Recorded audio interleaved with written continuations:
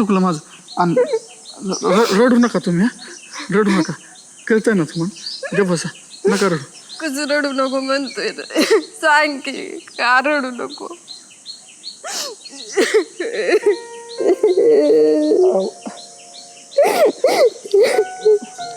बरं गे बसा. वाटलं होतं कुठली एक पोरगी आहे सिटीत जाय तर ती बी आता इथंच राहायची. तू आधी भेटायचा, बोलायचा, प्रेम द्यायचा, पण तू बी आता नाही.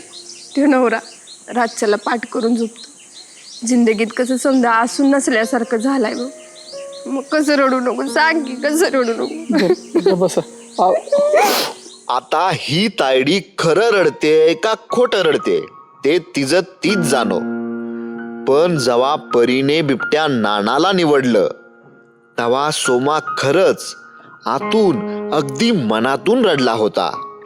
मादा त्यामुळंच तर नाराज झाला होता, म्हणून तर तायडीला भांडत होता. पण आता या तायडीच्या बोलण्या आणि रडण्यावरून वाटतंय परीने कुणाल सोडून नानाला निवडलेलं तिला बी आवडलेलं नाही. पण परीने नानाला निवडलेलं त्याच्या घरच्यांना आणि लालाला जाम आवडलेलं होतं.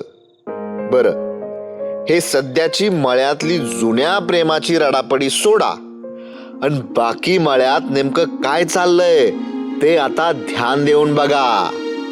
चला आपली पुढील मळ्यातली